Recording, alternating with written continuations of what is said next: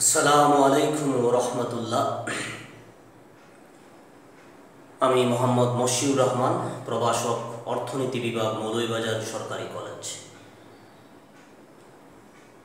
আমি ইতিমধ্যে শ্রমবাজারে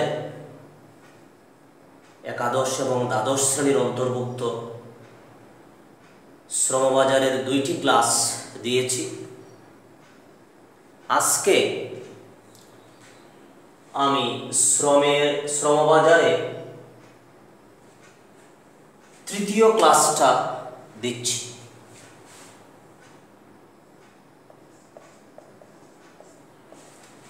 তৃতীয় ক্লাসে আমি শ্রমের যোগান নিয়ে আলোচনা করব ইনশাআল্লাহ। তো যারা আগের ক্লাসগুলো দেখো নাই তাদের প্রতি আমার অনুরোধ যে এই ক্লাসটা দেখার পূর্বে আগের 2টা ক্লাস, এটা 3টা ভিডিওতে দেয়া আছে, 2 নম্বর ক্লাসটা 2টা ভিডিওতে দেয়া, এই ক্লাসগুলো দেখে 3 নম্বর ক্লাস করলে তোমরা এই ক্লাসটা বুঝতে পারবে। বিগত ক্লাসগুলোতে ইলাবোরেটলি আলোচনা করা হয়েছে এই অধ্যায়ের বিভিন্ন বেসিক বিষয়, আর্থিক মজুরি, প্রকৃত মজুরি। তো এগুলা দেখার পরে 3য় ক্লাসটা করার অনুরোধ রইল। তো আমরা আজকের ক্লাসটা শুরু করতে যাচ্ছি। শ্রমের যোগান, সাপ্লাই অফ লেবার বলতে আমরা কি বুঝি? তো শ্রমের যোগান কারা সৃষ্টি করে? শ্রমবাজারের তো 2টা বিষয়, শ্রমবাজারে 2টা বিষয় অন্তর্ভুক্ত রয়েছে। 2টা বিষয়ের মাধ্যমে আমরা বিষয়গুলা ব্যাখ্যা করে থাকি। একটা হচ্ছে শ্রমের চাহিদা আর একটা হচ্ছে শ্রমের যোগান। তো শ্রমবাজারে শ্রমের চাহিদা সৃষ্টি করে উৎপাদনকারী প্রতিষ্ঠান বা মালিক কর্তৃপক্ষ, আর শ্রমের যোগান সৃষ্টি করে শ্রমিক নিজেই। শ্রমিক নিজেই শ্রমের যোগান সৃষ্টি করে। তাহলে শ্রমের যোগানের সংজ্ঞা দিতে হলে যে বিষয়টা মনে রাখতে হবে সেটা হচ্ছে, সংজ্ঞা দিতে হলে একটি নির্দিষ্ট সময়, একটি নির্দিষ্ট সময় বিবেচনা করতে হবে। একটি নির্দিষ্ট সময়, একটি নির্দিষ্ট সময়, একটি নির্দিষ্ট মজুরি,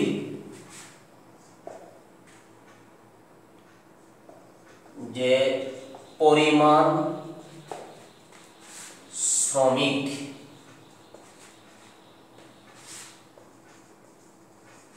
কাজ, যে পরিমাণ শ্রমিক কাজ করতে রাজি থাকে বা প্রস্তুত থাকে, এই 3টা বিষয় বিবেচনা করে আমরা শ্রমের যোগানের সংজ্ঞা দিতে পারি। একটি নির্দিষ্ট সময়ের সাথে শ্রমের যোগানটা রিলেটেড, কারণ আজকে যে পরিমাণ শ্রমিক কাজ করবে পরের দিন সেই পরিমাণ শ্রমিক নাও কাজ করতে পারে, রাজি নাও হতে পারে, সময়ের সাথে রিলেটেড। মজুরির সাথে রিলেটেড, মজুরি বাড়তে পারে, কমতে পারে, তার উপর শ্রমিক কাজ করতে রাজি থাকতে পারে। মজুরির উপর ভিত্তি করে সে সিদ্ধান্ত নেয় কাজ করবে কিনা।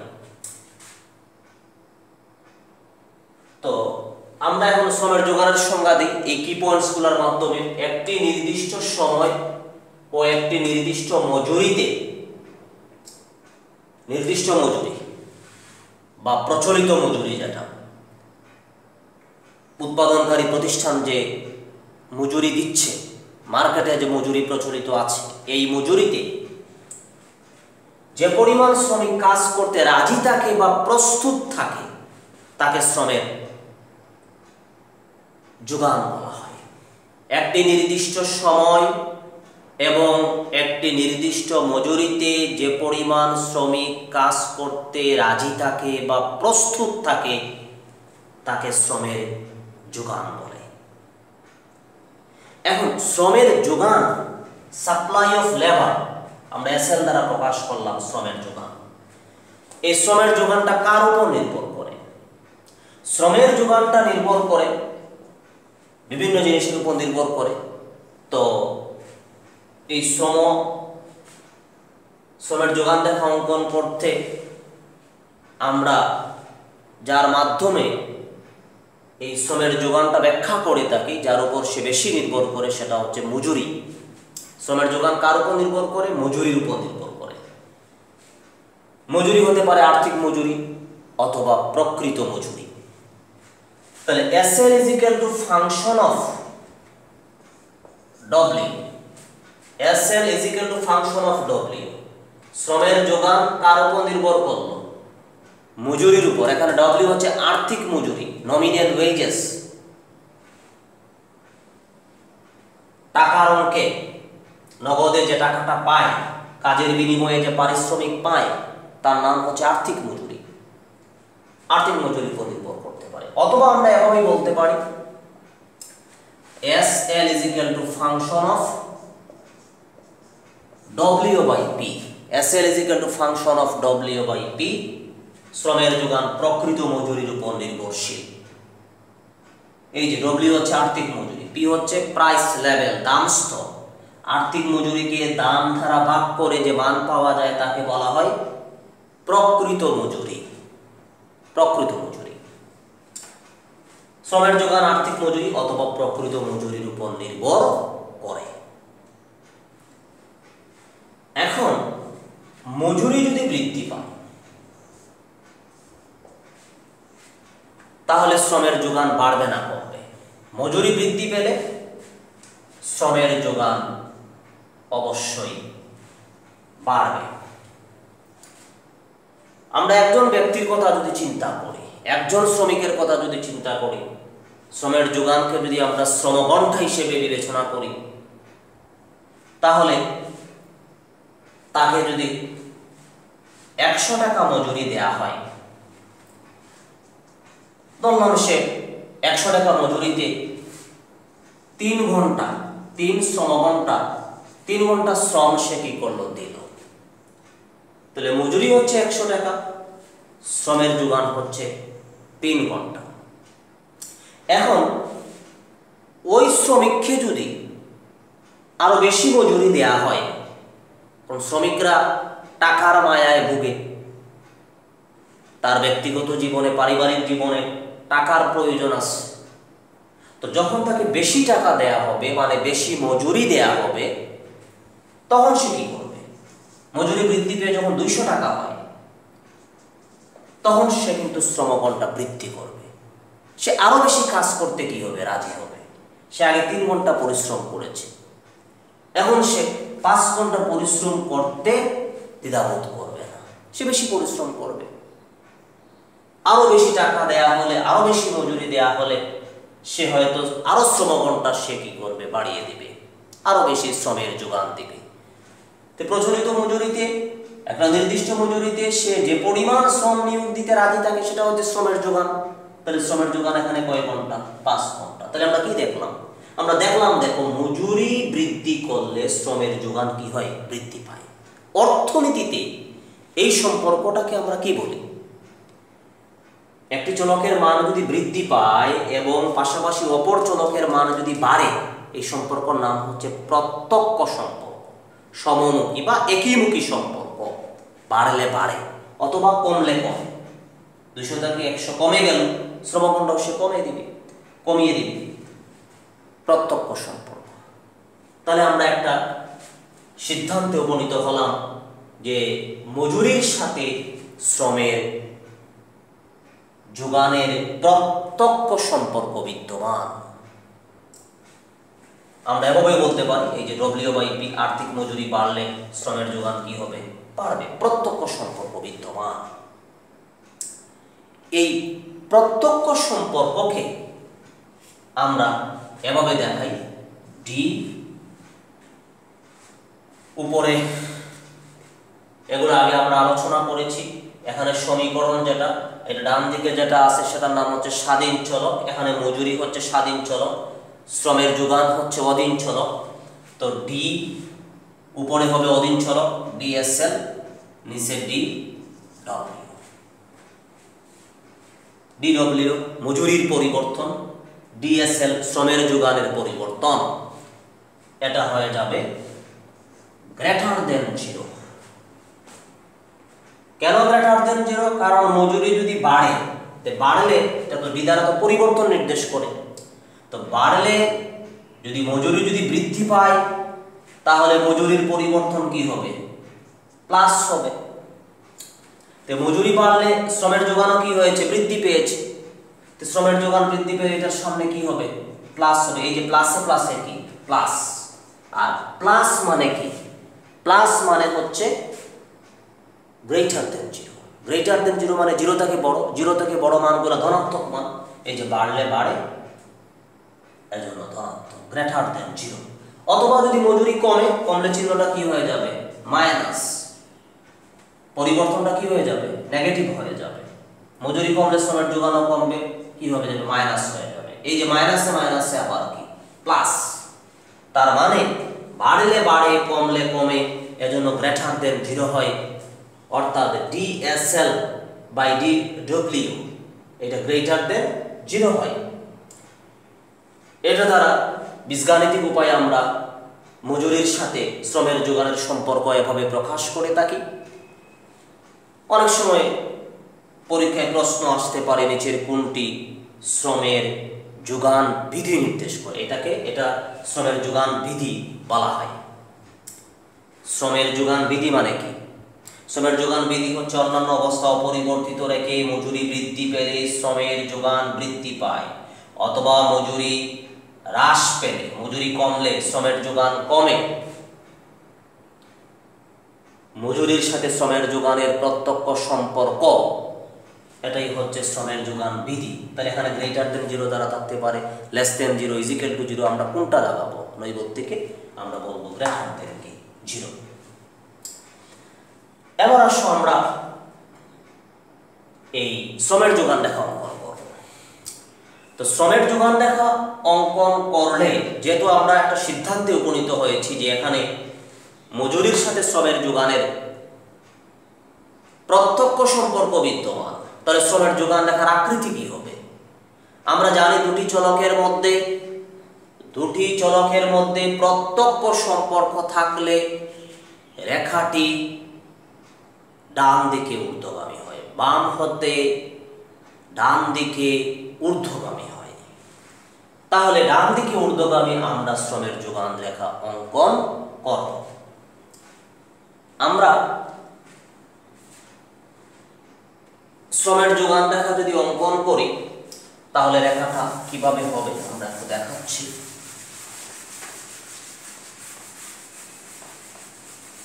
শ্রমের যোগান রেখাটা আমরা অঙ্কন করতে চাচ্ছি।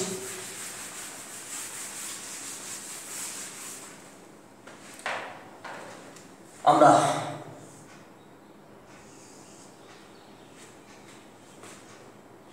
এটা হচ্ছে ভূমি বরাবর রেখা, এটা ভূমি অক্ষ, লম্ব বরাবর রেখা লম্ব অক্ষ, যেখানে ছেদ করেছে তার নাম হচ্ছে অরিজিন, অরিজিনের ও বা মূল বিন্দু। শ্রমের যোগান রেখা অঙ্কন করতে হলে ভূমি অক্ষে শ্রমের যোগানের পরিমাণ ধরা হয়, এসএল, সাপ্লাই অফ লেবার, শ্রমের যোগানের পরিমাণ। লম্ব অক্ষে আমরা মজুরি ধরব ডব্লিউ/পি, প্রকৃত মজুরি ধরেছি, আর্থিক মজুরিও ধরা যায়, ডব্লিউ/পি প্রকৃত মজুরি। তাহলে শ্রমের যোগান রেখা কি হবে? ডান দিকে ঊর্ধ্বগামী হবে। কেন ডান দিকে ঊর্ধ্বগামী হয় একটু আগে আমরা সেটা ব্যাখ্যা করেছি। মনে করো এখানে এই হচ্ছে একটা বিন্দু, কারণ আমরা জানি রেখা অঙ্কন করতে হলে বিন্দু লাগে। তো বিন্দু, এই বিন্দুর নাম দিলাম মনে করো আমরা E1 বিন্দু, বিন্দুর একটা নাম দিতে হয় E1 বিন্দু। এখানে ভূমি অক্ষের একটা মান আছে, এই মানটা হচ্ছে OL1। এই বিন্দুতে লম্ব অক্ষের একটা মান আছে, এই মানটা পাওয়ার জন্য আমরা এখানে গেলাম, এটার নাম দিলাম W/P1। তাহলে E1 বিন্দুতে শ্রমের যোগানের পরিমাণ হচ্ছে OL1, মজুরি হচ্ছে OW/P1। তাহলে OW/P1 এই মজুরি যদি দেয়া হয় শ্রমিক কাজ করতে রাজি থাকে, প্রস্তুত থাকে, OL1, তাহলে OL1 হয়ে গেল এই মজুরিতে শ্রমের যোগান। এখন যদি মজুরি বৃদ্ধি করা হয়, তাহলে বৃদ্ধি করলে আমরা কোথায় যাব?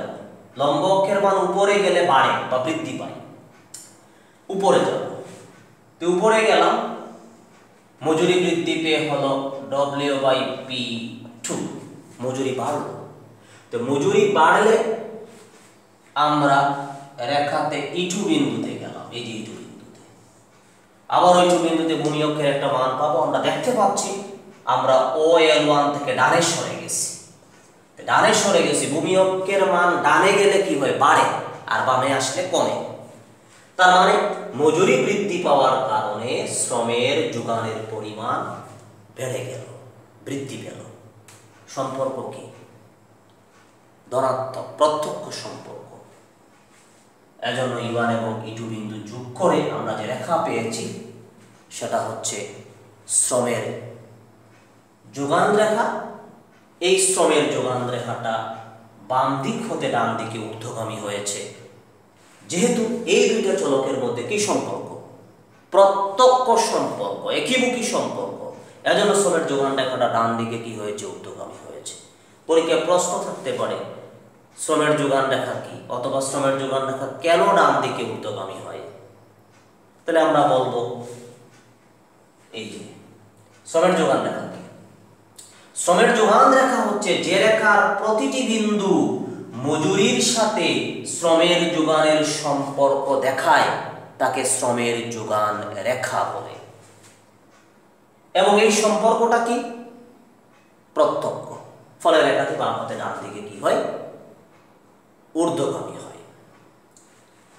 এবার আসো শ্রমের যোগান হতে তোমাদের পরীক্ষায় যেভাবে প্রশ্ন আসতে পারে, উদ্দীপকটা থাকতে পারে কিভাবে, সেটা আমি একটু দেখাচ্ছি।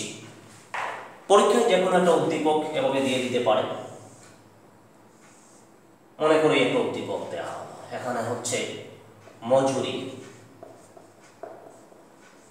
এখানে হচ্ছে শ্রমের যোগান S। পরীক্ষায় উদ্দীপকটা ছক আকারে থাকতে পারে, ছক ছাড়াও থাকতে পারে, চিত্র আকারেও থাকতে পারে। মজুরি মনে করো 100 টাকা। মজুরি 100 টাকা যখন দেয়া হয়, আমরা বললাম যে শ্রমের যোগান হচ্ছে 50 একক। 100 টাকা মজুরি দেয়া হলে শ্রমের যোগান কত একক? 50 একক।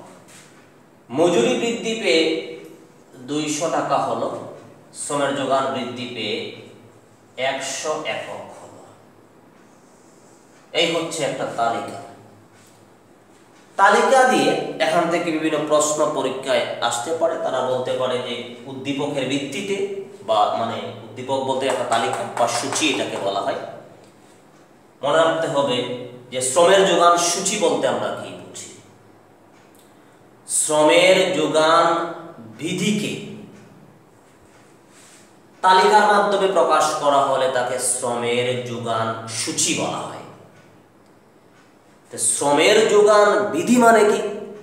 শ্রমের যোগান বিধি হচ্ছে অন্যান্য অবস্থা অপরিবর্তিত রেখে মজুরি বৃদ্ধি পেলে যদি শ্রমের যোগান বৃদ্ধি পায়, এই যে মজুরি বৃদ্ধি পেলে যদি শ্রমের যোগান বৃদ্ধি পায়, অথবা মজুরি হ্রাস পেলে যদি শ্রমের যোগান হ্রাস পায়, তাকে বলা হয় শ্রমের যোগান বিধি।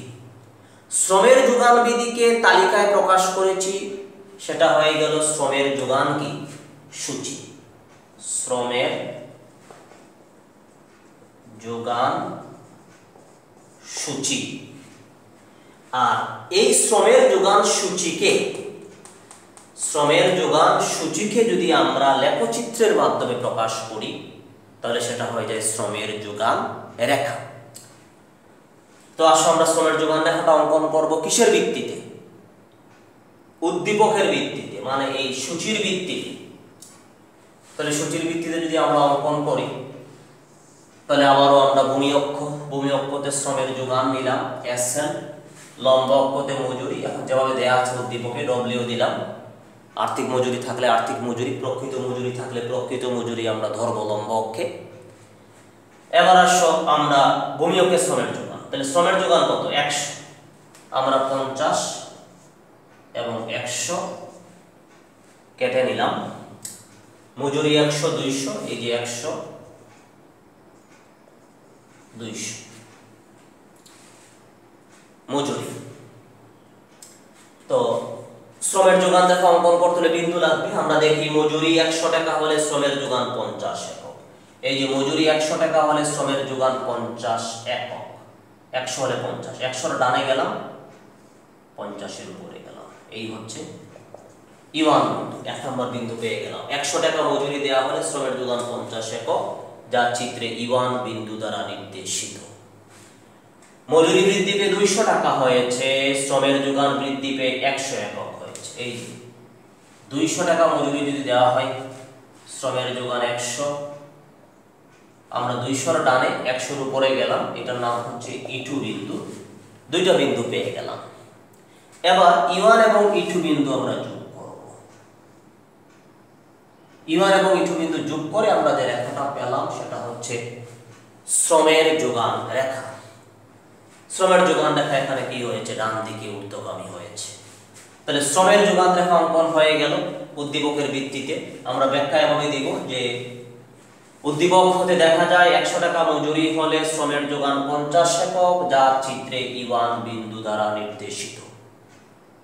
মজুরি 100 টাকা হতে বৃদ্ধি পেয়ে 200 টাকা হলে উদ্দীপকে শ্রমের যোগান 50 একক হতে বৃদ্ধি পেয়ে 100 একক হয়, যা চিত্রে E2 বিন্দু দ্বারা নির্দেশিত। এবার E1 এবং E2 বিন্দু যোগ করে বাম হতে ডান দিকে ঊর্ধ্বগামী শ্রমের যোগান রেখা অঙ্কন করা হলো। শ্রমের যোগান রেখা ডান দিকে কি হয়েছে? ঊর্ধ্বগামী হয়েছে। তারপরে বলতে পারে আরেকটা প্রশ্ন এখান থেকে যে উদ্দীপকের ভিত্তিতে শ্রমের যোগান রেখার ঢাল বের করো। শ্রমের যোগান রেখার ঢাল বের করো। তো আসো আমরা এই প্রশ্নটার আনসার দিচ্ছি। আমরা বের করব কি? শ্রমের যোগান রেখার ঢাল বের করব। তো আমরা জানি ঢাল ইজ ইকুয়াল টু ডেল লম্ব বাই ডেল ভূমি। ঢাল ইজ ইকুয়াল টু ডেল লম্ব বাই ডেল ভূমি। লম্ব অক্ষের পরিবর্তন ডিভাইডেড বাই ভূমি অক্ষের পরিবর্তন। লম্ব অক্ষের পরিবর্তনকে ভূমি অক্ষের পরিবর্তন দ্বারা ভাগ করে যে মান পাওয়া যায় তাকে ঢাল বা স্লোপ বলে। তো লম্ব অক্ষের পরিবর্তন। এবার আসো লম্ব অক্ষে আমরা কোনটা ধরেছি? মজুরি ধরেছি। তো লম্ব অক্ষের পরিবর্তনের সূত্র কি? পরিবর্তনের সূত্র হচ্ছে পরবর্তী বিয়োগ পূর্ববর্তী, পরের অবস্থা বিয়োগ আগের অবস্থা। পরবর্তী কত? পরবর্তী হচ্ছে 200 বিয়োগ 100। ভূমি অক্ষের পরিবর্তন, ভূমি অক্ষে আমরা কি ধরেছি? শ্রমের যোগান ধরেছি। ভূমি অক্ষের পরিবর্তন হচ্ছে পরবর্তী হচ্ছে 100 বিয়োগ কত? 50। 100 বিয়োগ 50 ইজ ইকুয়াল টু 200 থেকে 100 গেলে কত? 100 থেকে 50 গেলে 50। অতএব ঢাল ইজ ইকুয়াল টু কত? 50 দুগুণ 100 2। তাহলে শ্রমের যোগান রেখার ঢালের মান কত? 2। কি 2? প্লাস 2। এর মানে ঢালটা কি? Greater than 0। তো মনে রাখতে হবে ঢালটার মান যদি ধনাত্মক হয় তাহলে রেখাটা ডান দিকে কি হয়? ঊর্ধ্বগামী হয়, রেখাটা ডান দিকে ঊর্ধ্বগামী হয়। তাহলে তোমাকে বলতে পারে যে শ্রমের যোগান রেখার ডাল বের করো, ডাল আমরা এভাবে বের করব। এখন বলতে পারে ডাল বের করে ডালের উপর মন্তব্য করো, তো মন্তব্য আমরা করব। আমরা জানি ডালের মান যদি প্লাস হয় তাহলে এখানে দুটি চলকের মধ্যে প্রত্যক্ষ সম্পর্ক নির্দেশ করে এবং রেখাটা ডান দিকে ঊর্ধ্বগামী হয়। আর ডালের মান যদি ঋণাত্মক হয়, মানে মাইনাস যদি হয়, সেটা লেস দেন 0 দ্বারা আমরা প্রকাশ করি। মাইনাস হলে ডাল ঋণাত্মক, ডাল ঋণাত্মক মানে কি, এখানে দুটি চলকের মধ্যে বিপরীত সম্পর্ক বিদ্যমান, রেখাটা ডান দিকে নিম্নগামী হবে। ডালের মান 0 হতে পারে, ঢালের মান অসীম হতে পারে। 4 ধরনের ঢাল নিয়ে আমরা আলোচনা করেছি। তো আমরা এই রেখাটার ঢাল কি করলাম, বের করলাম। আশা করি শ্রমের যোগান রেখা, শ্রমের যোগান বিধি, শ্রমের যোগান সূচি, শ্রমের যোগান রেখার ডাল, এই রিলেটেড প্রশ্ন যদি পরীক্ষায় আসে আমরা পারব। তো আমি আবারও বলতেছি, আজকের ক্লাসটা আমরা এখানেই শেষ করতে চাচ্ছি। এই ক্লাসটা অবশ্যই আগের ক্লাসগুলো দেখলে এই ক্লাসটা বুঝতে সুবিধা হবে। তো এখন পর্যন্ত দেশ এবং বিশ্বের পরিস্থিতির উন্নতি হয় নাই। করোনা পরিস্থিতির আমাদের দেশে আরও অবনতির দিকে যাচ্ছে। তো আল্লাহ সবাইকে এই পরিস্থিতি কাটিয়ে ওঠার তৌফিক দান করুন এবং আমরা যার অবস্থান থেকে, সচেতন থেকে আমরা যাতে আমাদের নিজ নিজ দায়িত্ব আদায় করতে পারি সেটার দিকে আমাদের মনোযোগ দেওয়া প্রয়োজন। তোমরা যারা আসো অবশ্যই বাসায় পড়াশোনায় মনোনিবেশ করবে, কোনো অবস্থাতেই সময়কে নষ্ট করা যাবে না। আমি পরবর্তী ক্লাসগুলা দেওয়ার চেষ্টা করব, সাথেই থাকো। আল্লাহ সবাইকে ভালো রাখুক। আসসালামু আলাইকুম ওয়া রাহমাতুল্লাহ।